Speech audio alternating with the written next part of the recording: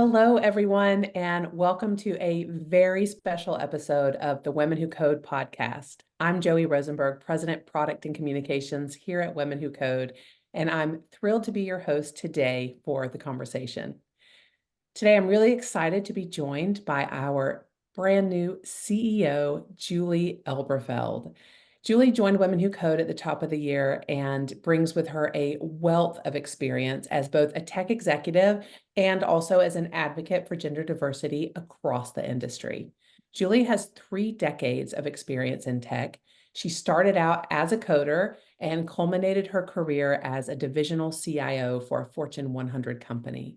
Julie has been a vocal advocate, speaker, and consultant for diversity, inclusion, and belonging, with a specific focus on opportunities for women of all backgrounds within the technology industry. We are thrilled to have her now serving as the CEO of Women Who Code. Welcome, Julie, and thank you so much for joining us today. Thank you, Joey. I am beyond thrilled to be here.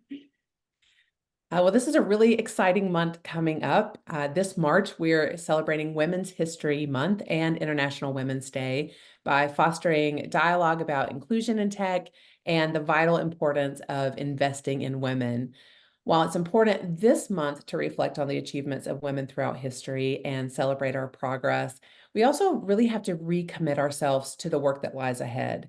Conversations about women and the tech industry are more critical than ever. And I know I'm thrilled to spend International Women's Day with you, and I'm sure that Julie is too. So let's get started. Julie, okay, first, we have to talk about your tech journey a little bit. How did you get into technology? That's an awesome question, Joey. And it's kind of one of those unexpected paths for me. I had taken some coding classes in college, just a couple of them. And I actually thought, oh, this maybe isn't the path for me. And it's kind of a story about how much someone can influence your path. I had a professor who started describing technology as a field where 80% of what you did was write documentation. And I thought, oh my goodness, that is just not what I thought that I wanted to do. I'd always loved math. I was kind of science, math oriented in my background. And so I actually dropped out of that field in college, in that field of study, and just decided I'd pursue the thing I loved, which was math. And I was in graduate school and I was teaching, and I just really was uncertain of my pathway. And so I thought, you know what, I'm going to go work for a little while and figure out what I really want to do. And so I went out looking for a job, and a bank in Cincinnati said, hey, our data processing department wants to talk to you. And I was like, whoa, I dropped out of that field and I don't really know how to code. And they were like, that's okay, we'll teach you. And so I ended up taking this job where they literally taught me how to code on the job. And I love that, because I think the defined pathway to technology is often, too narrow today. And I just think that my story is one that I wish there were more of, that there are a lot of different pathways that can bring you to technology. And the fact that this company saw in me the potential and said, we'll teach you. And, here 30 some years later, I am still engaged in the technology industry as a result of that opportunity that someone gave to me and opened up that door for me. Wow, that's amazing and such an incredible story and full circle. Yeah. Thank you for sharing that with us today. Tell us about some of the technologies that you've worked on throughout your career. Well, I'm going to date myself for sure, because what they were teaching me in those early days was assembly language and COBOL. And so, I always loved, the fact that I coded with COBOL. It was the programming language that was created by Grace Hopper, one of our, really famous women in the technology history. And, she thought about it differently. She thought about, people shouldn't have to know machine language. Why can't they code in the English language? And so she created a compiler to turn English language into machine language. And that was the original programming language that I learned on my first job. I've also worked in, some of the more modern technologies, and mostly led teams that have done the full gamut of technology. I mean, I was there at the advent of the internet, so I was part of creating one of the very first banking applications that ran on the internet, which, today we just take for granted, but was a real pivotal moment in my career. And I've seen the internet, I've seen the cloud technologies, and just massive amounts of change in my career, both in what I've done personally as well as the teams that I've led. Big change. Wow, that's amazing. Technology really does shape our world, right? It's everything we do in it changes how we experience the world in so many ways. And sometimes you don't even realize all of that change is happening. That's really cool that you worked through all of that transition in the industry. Yeah, really neat. You've had a long and successful career in tech, and given that it's Women's History Month and this episode is launching on International Women's Day, I'd love to hear a little bit from you about what the field was like in your early days of coding and how things have changed over time, especially for women and diverse people in the industry. It's a really important question. And as I've done this work for the last 10 years in really talking and advocating for women in technology and diversity in technology, I think it's often misunderstood what the history is of the technology industry. And I think in Women's History Month, what an amazing time to celebrate, the women of the ENIAC era, the women of NASA, the women who started all of this, because actually the early coders were almost all women. And so when I entered the field, women were at their height of representation in the industry at nearly 40%. They were 40% of computer science graduates. And so I entered the field in a time where I never questioned being a woman in technology. I felt welcome. I welcomed. I felt like I was a part of things. I felt like I belonged. And quite honestly, technology was quite different then. It wasn't something that everybody put their hands on every day like we do now. Technology tended to be kind of in the domain of academia and government and large companies. People didn't really know a lot about what we were doing. They were often, thinking like, I don't know what you people do. It's really amazing. And it's really great that we have you and that you're creating business solutions for us at scale. But we were fairly hidden in the work that we did. It wasn't very prominent, and it was very difficult to explain to your family and friends what it was that you did when you said that you worked in data processing, or IT that we called it in those days. So it really was quite different, Joey, than it is today. And I think, unfortunately, what has happened over time is that we have seen this decline in terms of representation of women. The field has grown tremendously. It's in our hands every day. As you said, it's impacting and shaping everything about our lives. And so we see technology all around us now. And as that has happened, the representation of women has declined. So we have gone from women being like 40%. In my company, we were half women, to women being 26% of the industry, and yet in sort of engineering spaces and in coding, even less. So, some stats show less than 20% of coders are women. And so just that sheer change in representation has changed the experience for women. And I will say that when you talk about women, we have to think about women holistically. And so even when you start talking about women of color, the representation is far less even than the women's representation overall. And so this is just a radical change in the way that things are, and culture has changed. That sort of welcoming, I feel like I belong, I feel no difference, I don't even think about the fact that I'm a woman in technology, is different today. Women really realize that they are underrepresented and do feel some cultural differences, way different than what it was like in my early days. And quite honestly, is why I'm so passionate about this. I see the contrast of those two eras and really would love to see us get back to where we were in terms of the way women are represented and belong in technology. I imagine that experiencing some of that change and seeing it firsthand led to or motivated you to make that transition from a technology executive to someone advocating for women in tech. But tell us a little bit about that, because that can be a tough switch for some folks, and people listening today might be wondering how to do that. Could you talk a little bit about how you transitioned from that tech executive to someone advocating for women in tech, and in particular that leap to the CEO of Women Who Code, which has been a really exciting change for all of us here? Thank you. it's such an incredible story and so unexpected for me. Just like my original journey into tech was unexpected, this pivotal moment in my career was completely unexpected. It was 2014, and the industry was just buzzing with information about the lack of representation of women, the culture that was starting to elevate, and women feeling like they didn't belong and were dropping out at well over double the rate of men. And I started hearing about this. And in fact, I heard about it from two women who were members of Women Who Code. One of them had been what we called in those days the founder of the DC chapter of Women Who Code. And the other was someone who had actually learned how to code at that DC chapter, and they were both working for our company. And they were just really passionate about supporting Women Who Code and supporting some of the other activities that were going on in the industry.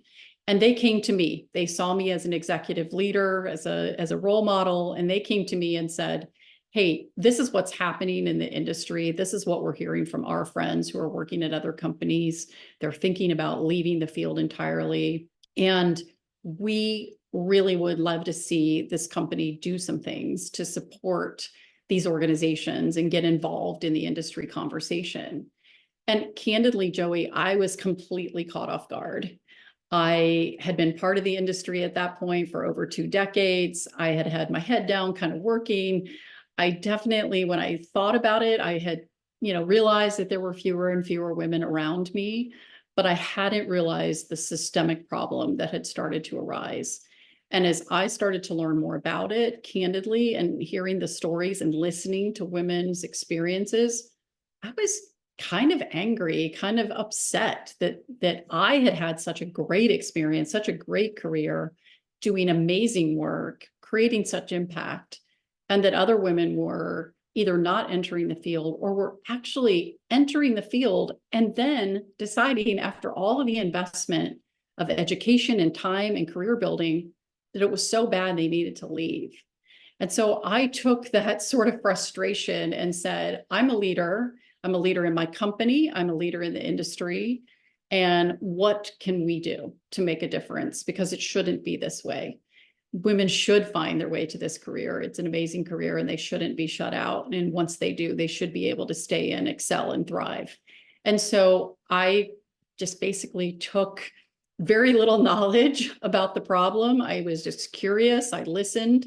I understood the data. I understood the conversations that were happening. And it all started with kind of supporting organizations like Women Who Code and investing in women. And it just turned into kind of a movement inside of our own company. And what I found was that after a while, I would wake up every day and think, what am I most excited about in my day today? And it would be the work that we were doing to help our own company, as well as being part of the broader industry challenge. And after a couple of years of leading this and also being a divisional CIO, I thought I'd really love more of my time to be invested in this challenge. I feel as if it needs real leadership. I think that I, have found a passion that I didn't even know was inside of me, and I need to do more. And so I ended up defining my own job description. And fortunately, my boss, who was the CIO of our organization, said, yes, let's do this. This is really important, and gave me the opportunity to lean in even more and make this work 50% of my job. And so I just really found that we need leadership. We need people who are willing to just say, I'm going to be an advocate. I'm going to try to find systemic change and be a part of the conversation, and especially in leadership. It's really critical to have leaders who are leaning in and being part of the problem solving. So that was my journey into, how did I come about being an advocate for this work? My journey to Women Who Code is kind of full circle. I mean, it's absolutely amazing to me that one of the very first asks that I had as a leader in supporting this work was to support Women Who Code in the very early days of the organization. And I have watched the growth over time, and our organization had been involved with Women Who Code pretty deeply. And then, when I heard last year that there was an opportunity to put my name in the hat for the CEO position, I mean, my heart was just like, oh, 100%. I am so excited to be part of this organization. And, here I am. And I'm just thrilled to be part of this amazing organization that is just such a critical component to the problem solving for our industry challenges. Wow, that's amazing. Um, let's talk a little bit about the problem that you're trying to solve. And because I think sometimes naming the problem is helpful, particularly for people listening, because they're the ones out there facing these challenges today or trying to address these challenges. So, can you just name some of the biggest challenges facing women and underrepresented groups in tech today and how organizations like Women Who Code can address them? I think, Joey, like we talked about earlier, the fact that women are only 26% of the industry and even less as coders, as the real technologists, that lack of representation in and of itself creates a situation where women find themselves on teams where they may be the only woman. And that brings a sense of isolation. It brings a sense of like, do I belong here? And with that, then you start to create this kind of cycle of doubt. And then the cultures that they're in are often, candidly quite masculine. And then they just are not sure that this is the place for them. And they then start to doubt whether or not they have the right technical skills. And unfortunately, women often talk about technology in different ways. And then that starts to be labeled as not technical enough. And they hear that narrative. And they start to have all of the characteristics associated with what we sometimes call stereotype threat or imposter syndrome. Do I really belong? Is this a place for me? And then with it comes some of the typical kind of experiences that women have in the workplace. So they're already facing some of the bias and constraints that women face in the workplace. And then being in a culture and an organization where there's such a minority, it just brings with it a lot of those challenges that make it difficult for women to stay in and really thrive. And it's why we see a tremendous dropout rate, which is just incredibly unfortunate for those women and for the industry. And so I think those are some of the key challenges that women face. They sometimes are not getting the same quality of assignment. They're stereotyped into roles that feel like they're, more appropriate for women. And so they end up being the people who do the PowerPoint presentations and take the notes and don't get as many opportunities to do the real technical work.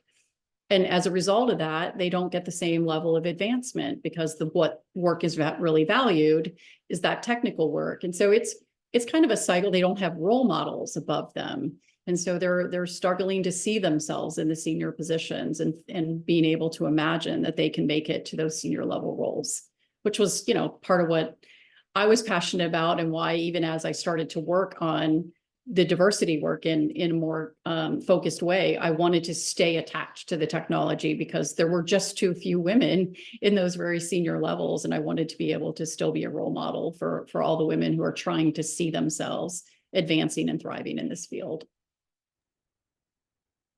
So let's talk a little bit about Women Who Code, which is an organization that's trying to overcome some of these challenges.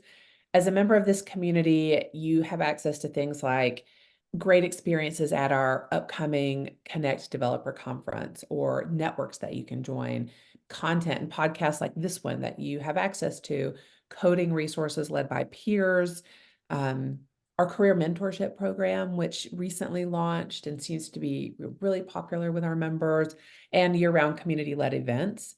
Tell me a little bit about the value that experiences like those can really offer women in tech. Absolutely. I mean, I think connecting back to what are the challenges that women face in the workplace, Women Who Code is just an amazing organization that gives women a place of community. I think we can't possibly imagine what it is like for some women who find themselves in organizations where, they might be 10% of the total workforce. They might be facing all of these, feelings of doubt. Do I really belong here?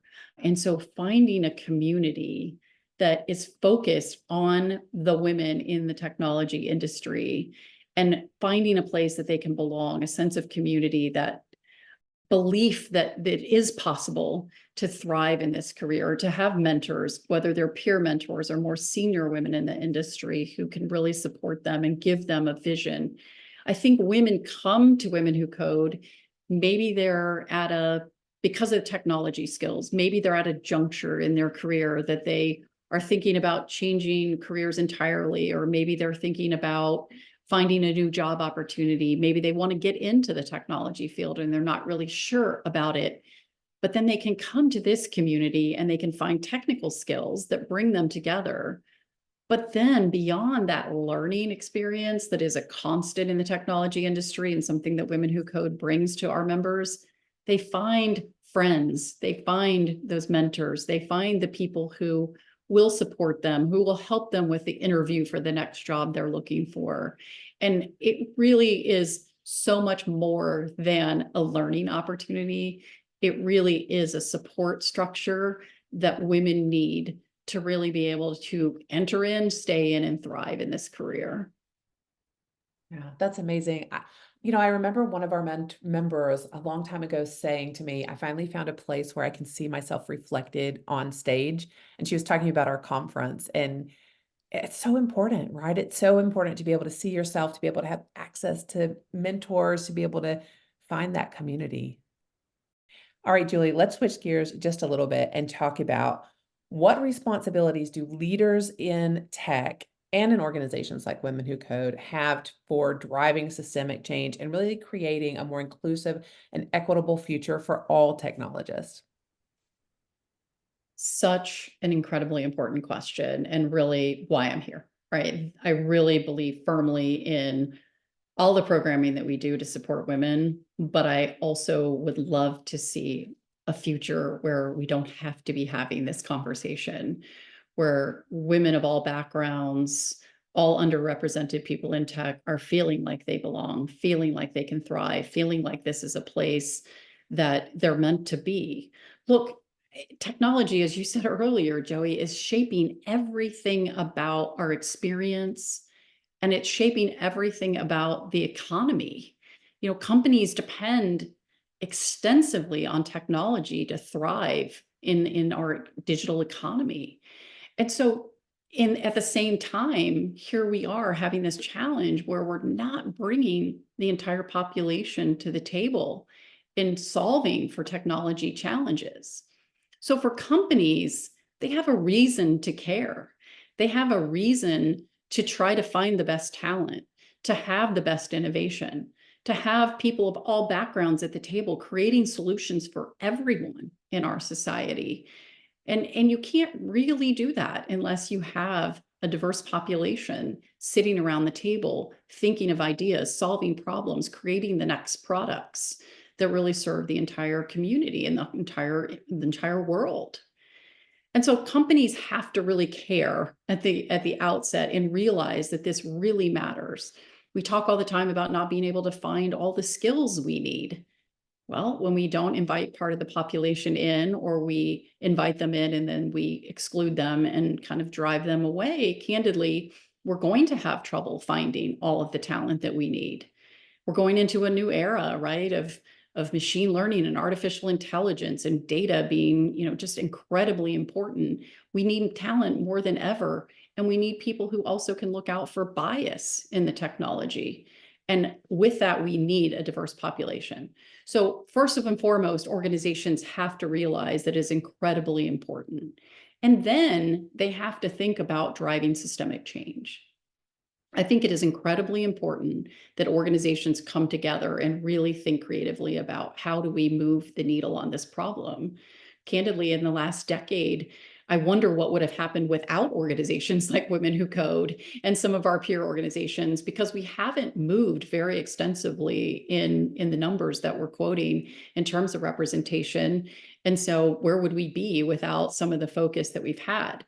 But we really want to see this change in the future. And so I see Women Who Code as an organization who can not only serve the women that we are serving today, but come together with companies who need to find a pathway to inviting in and keeping more diverse populations in the tech field.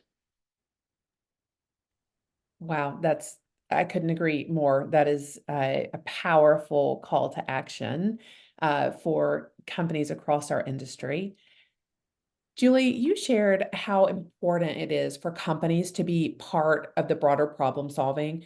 Can you share some practical tips about what companies can really do to advance progress within their own organization? Absolutely. This is where I really leaned in during my time of leading this work in my company and felt like I really figured out some of the ingredients that drive systemic change. And part of it is that you have to come at it with intention.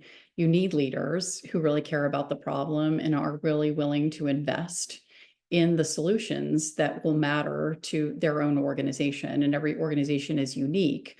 But I think some of the underlying things that really matter to advancing women in our technology career is to really listen, to have knowledge about the history and the problem and what women are facing in the technology industry, and to really know data. Know the data that exists in the industry at large, but know your own data.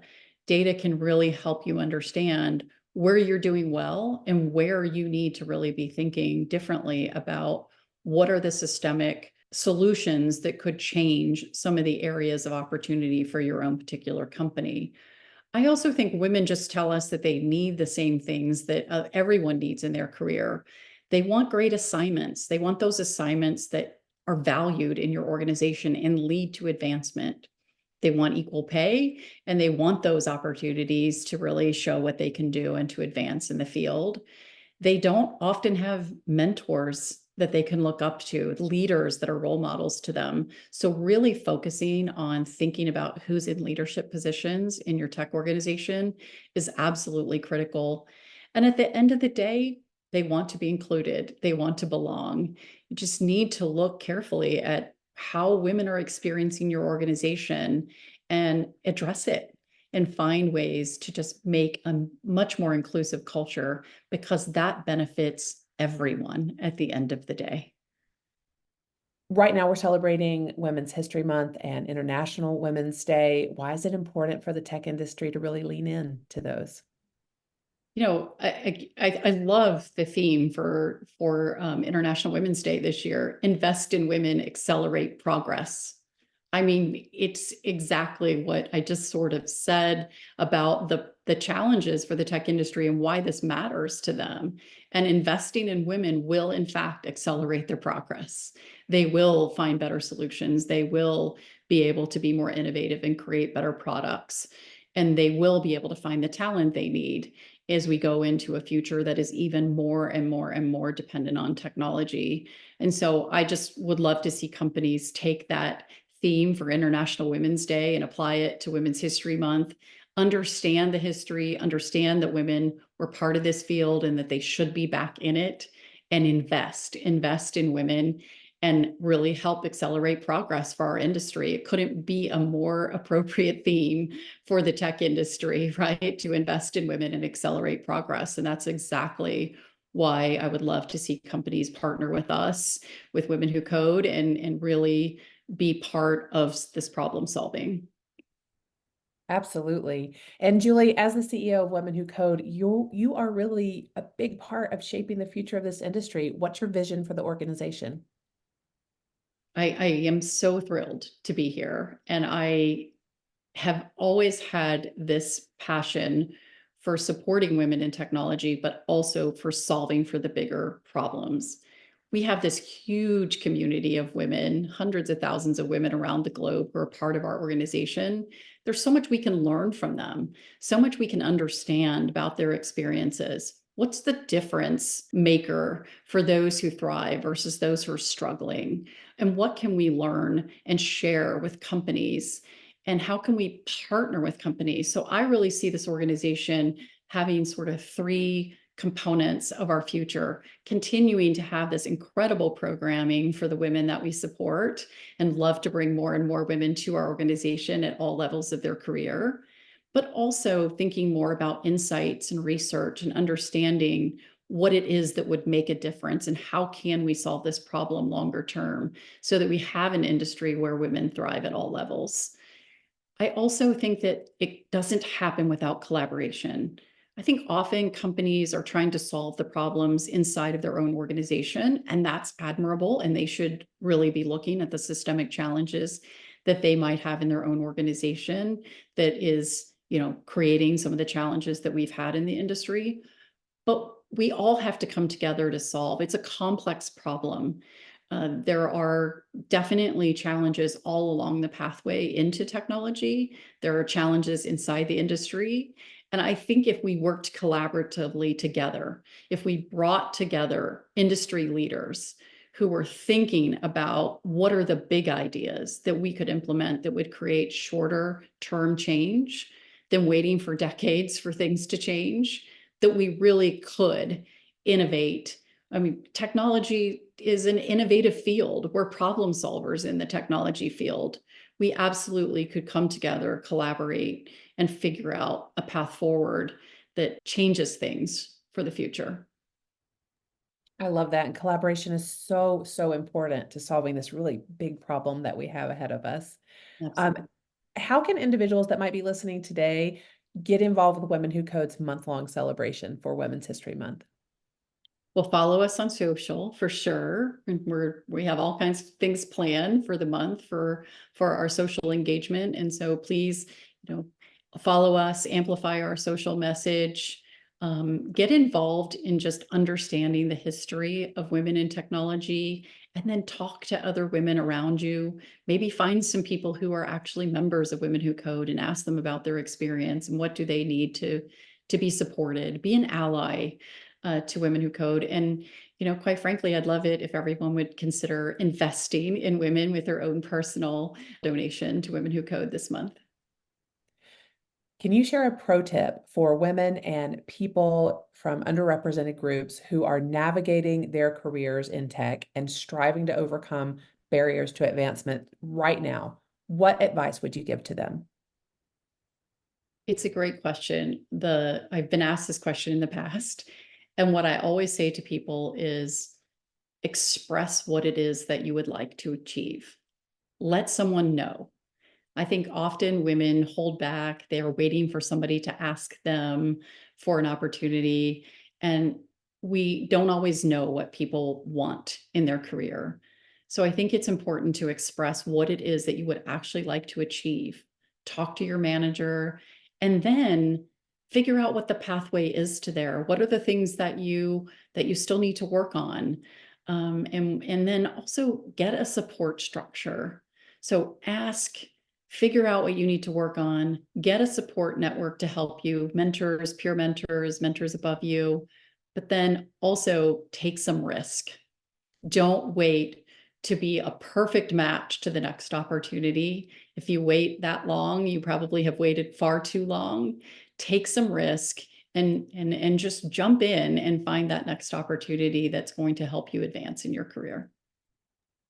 Wow, Julie, thank you so much. As we bring this conversation to a close, I just want to extend a huge thank you to you, Julie Elberfeld, for spending some time with us today to share really valuable and interesting insights. Thank you.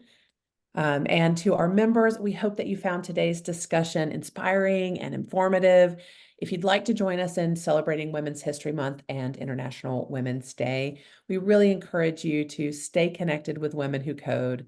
Join at womenwhocode.com, follow us on social media, attend an event, and be part of our vibrant community dedicated to empowering women in tech. In order to truly invest in women, and Julie talked a lot about this during the call, in order to truly invest in women and inspire inclusion in the tech industry, we must take action and we need your help. Consider making a donation to Women Who Code at womenwhocode.com/donate, or supporting initiatives that promote diversity and gender equality in tech. Your contribution can make a real difference in the lives of women in tech today and in an industry that is shaping how we all experience the world. Thank you once again for tuning in today. Be sure to subscribe to our podcast for more inspiring conversations and insights from leaders in the industry today. Thank you again, and see you next time.